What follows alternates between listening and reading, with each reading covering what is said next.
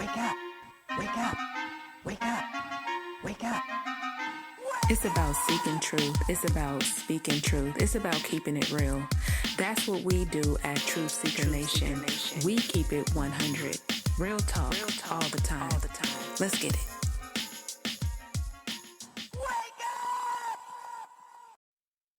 What's going on, everyone? Thank you for tuning in to another episode of the Truth Seeker Nation podcast. My name is Tawana, and I am your host. Today, I want to take it back once again to our childhood. Now, let me just explain something to you guys real quick. The reason why I do this is because in childhood is when we developed a lot of the basic, foundational, and fundamental principles and ideas that still influence us to this day. Some of these, however, we have forgotten. We have forgotten some of the basic, intuitive things that we actually need to tap back into. I believe that some of this has been bred out of us purposely because as we have become adults, we've had to learn how to play nice, quote unquote.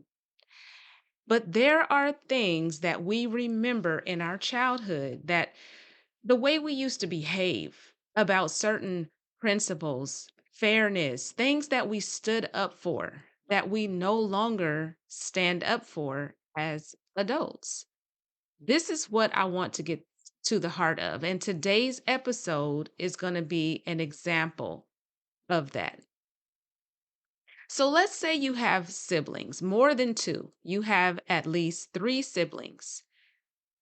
And your parents have bought you all a gift for you to share. Let's say something simple like a board game, Monopoly, because it has a lot of pieces. You enjoy playing Monopoly. You like playing it with your siblings, your parents, your friends. You like all of the pieces, the money, the board, buying the houses and the hotels, and all of the interesting cards you can flip over to find out what you do as you're going around the board. I think it was chance and something else. I can't remember the other one. But you enjoy this game. You appreciate this gift. You don't take it for granted. Don't throw the pieces around, get it dirty, pour juice on it, tear up the money. You don't do anything like that. Now, of course, you have to be at a certain age because there still are developmental milestones when you're growing up. So, when you're at an age where you understand how to appreciate a gift, and your siblings are at that same place as well. So let's get back to the story. You appreciate this gift. You want it to last. But what if some of your siblings don't feel the same or they don't act like it? What if your siblings act like they can tear up the pieces when they want to or use certain pieces for things that they're not meant for that could potentially damage them? What about if they act like they own the Monopoly board and so they think they can tell you what to do with it and how to play? What about if some of the siblings try to dictate to the other siblings when they're allowed to use the Monopoly board? So, as I'm telling the story, I'm sure you're able to see where I'm going with this. But the question is, in that situation, what would you do? Would you just be like, oh, well, no? You would most likely stand up to your siblings. There would be some arguing going on, maybe even fighting, definitely bickering to the point where if your parents were around, they'd probably have to get in the middle and mediate the situation. You would be saying things like, This is not just your game. This is all of our game. You can't do that. You're not allowed to do that. And then also, if they were tearing up the pieces and you saw them, you would most likely try to stop them from doing that. Don't do that. Don't break it, right? That's what you would do as a child because you understood something. And I know you understand now, but again, as adults, some of the basic things that we used to stand up for, that fire that we had in us as children, has been bred out as a result of going through this system, having to adapt. Some of the things we lost along the way, but we have to get them back. Okay, so here's what I want to talk about and how I'm going to tie in this example. So we already understood the concept. We know in that situation, we would have understood that this is just not how it works. This is all of our gift, right? But let's talk about the earth, our home, which is all of our gift. It provides everything that we need and it makes life beautiful. Now, of course, we know that humans can make life not so beautiful, but that's another story because we know that if they weren't in the picture or if there were some different things going on with some of those people, life would be beautiful. We would enjoy. Now, I'm not saying we don't, we still find ways to enjoy it, but it would just be more enjoyable if we didn't have crazy ass people running around. Some things that may not be so obvious are even enjoyable, right? Like just going outside, looking at the trees, hearing the birds in the morning, watching the squirrels running around, running all fast, climbing up the trees, playing tag with each other. That's what it looks like. It seems like they play tag. I don't know. The simple pleasures, the food that we enjoy, the sights we're able to see, the mountains, the rivers, the oceans. I mean, it's so beautiful here, right? And I look at this as a gift. I hope you do too.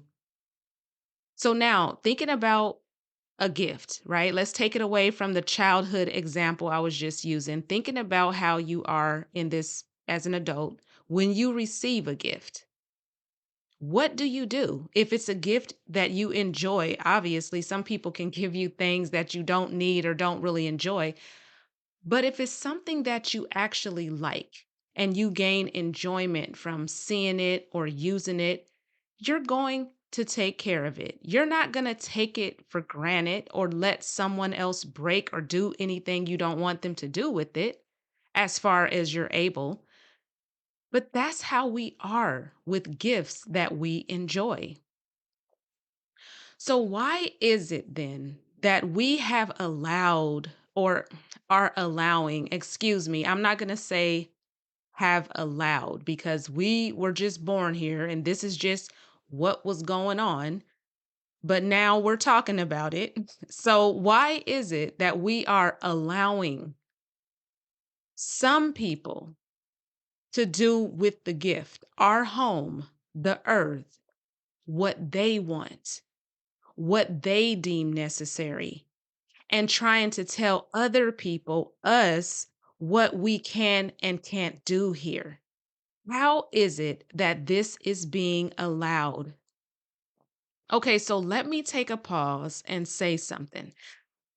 Like I said, we were born here in this situation. This is just what everybody around us is doing. And I understand that these institutions in place are powerful and they have weapons and other means they can use to regulate our behavior. So I'm not necessarily even talking about why is it being allowed as in why has nobody stood up against this? I'm asking about how you feel about it. Because I know for myself, until I got to a certain place where I started analyzing a lot of this, I didn't even think about it. I had no feelings about it. It was just taken for granted or just accepted. Complete acceptance that this is just what it is. The government thought about and regulated issues relating to the earth. That's just what it is. But now I obviously feel very differently. So I'm asking, where is the part of you that actually cares about this or even believes that it's not right? That's the part we need to get to. That's the part we need to resurrect in each of us, that childlike nature that knows what fairness is, because this is not it. These people do not own the earth. They did not put it here, and they did not put us here. So they have no right to dictate what is going on with the earth, things that affect all of us, or tell us what we can and cannot do on it. They do not have that right. Okay. These people were simply supposed to be governing us. This does not mean that they now own the earth. Now, of course, I don't believe that they should be governing us. I don't believe that, obviously, as you can see. But what does governing the people have to do with dictating every single thing about the planet? Those two things do not come together. So even if people want to advocate for, we need laws, we need to be governed by other people, does that mean that we need to relegate our stake or our say in what is going on with our home? This gift that was given to all of us, they are making decisions, like I said before, that are reckless. Even when it comes to the resources, this is clear. This has already been done and continues to be done. Yes, some of these corporations are now backpedaling, trying to say they're using sustainable products, putting stickers on their items to let us know that they're being responsible with the environment. But look at all of these items, these cars, products, water bottles, all of the resources that were already used and that, like I said, continue to be used. This has to be approved by the people that are governing us. But yet they want to talk to us all the time about global warming. Isn't this contributed to by the use of resources? So why are they talking to us about that? Shouldn't these corporations have something to do with that? Right? We're not authorizing this. We're not telling them to do all of this. They are making way more stuff than we need to use. And you can see that. You can see that. Look at these car lots, for example. Even though we need cars on I would say somewhat regular basis, you can drive down certain streets for a long time and find multiple car lots on each side of the street. And all of these car lots are full of cars. We do not need all of that. This is what you call excess, but this is what they're doing. And the same thing in these stores. They're filled to the rim, all of their shelves with all of these items for us to buy, buy, buy. They want us to consume, consume, consume. But we never buy them all, obviously, because the stores are always full. But you see, this means that they are overusing the resources, the corporations. But this is all about money. It's not about anything else. But these processes with what these businesses and these corporations are doing has to be approved. And of course, they pay taxes, they do all of that. So the government is benefiting. So it benefits them to allow these corporations to do what they do. So it's about money. It's about lining their pockets. They're not thinking about us. They're not really thinking about the environment. They're making reckless decisions. But because we haven't had a say and we just sit back and we let them do anything they want with our gift, this is why things like this happens. And another thing I think about with this is kind of on a side note, which we'll probably talk about things like this at some point, but most of us know about the Area 51s and the Antarcticas of the world, those places that we've been told are restricted and only able to be walked on by military personnel and scientists and certain people that are approved. How did they get in this position? These people need to be reined in and snapped into reality. How the fuck are they telling us places that are off limits in our own home? This is in our home. This might as well be in our backyard.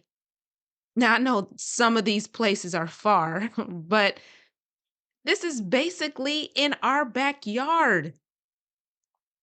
They're trying to rope off an area, telling us we can't go over there. The audacity of these fucking people. And again, going back to what I said before, I know that they got military and all these people over there with guns to stop us from going to these places. And not that we're even thinking about that, some of us, but it's just the fact that it is going on.